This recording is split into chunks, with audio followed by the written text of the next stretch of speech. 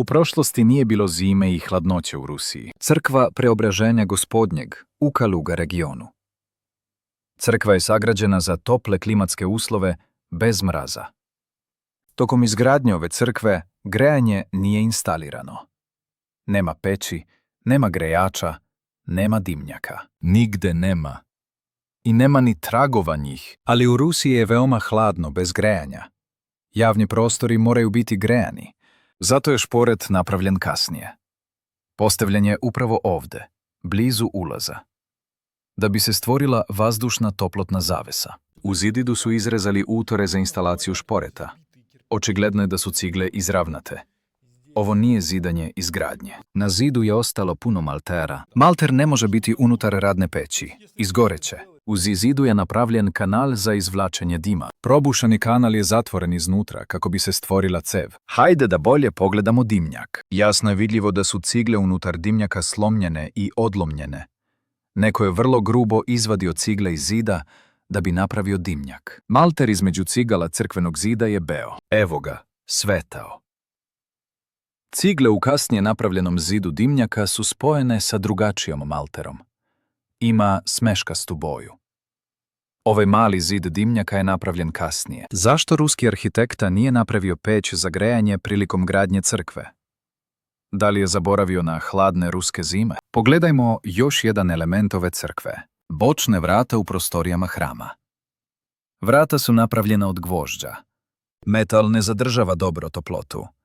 Zgrada gubi mnogo toplote kroz metalna vrata. Ovdje vidimo tragove postavljanja drugog dodatnog vrata. Nakon što je hram izgrađen, unutrašnji zidovi su malterisani i ofarbani, ali tada je preko maltera i boje nanesena građevinska smeša, kako bi se izravnala ivica za okvir vrata. A zatim je prefarbano sivoj bojom. Pogledajmo to iz druge perspektive. Isto je ovdje.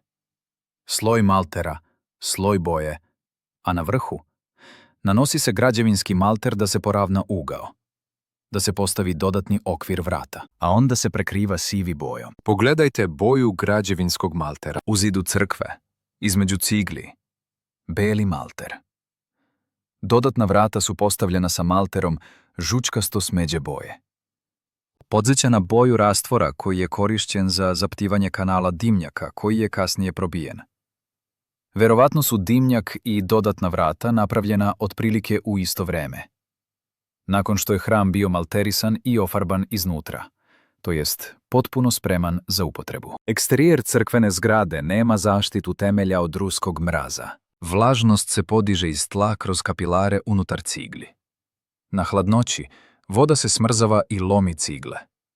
Veliki delovi su otpali na uglovima. To je uzrokovano ruskim mrazom. Cela donja deo zgrade se ruši. Isto je i ovde. Cigle su se raspale i pale iz zida. Tako. Ruski mraz uništava zgrade koje nemaju zimsku zaštitu za temelj. A u ovoj crkvi zaštita nedostaje. Zato što je ova crkva dizajnirana za tople klime bez mraza. Znak kaže da je crkva sagrađena 1791. godine. Na kraju 18. veka. Ako je datum tačan, onda pre 200 godina u Rusiji nije bilo zime i mraza.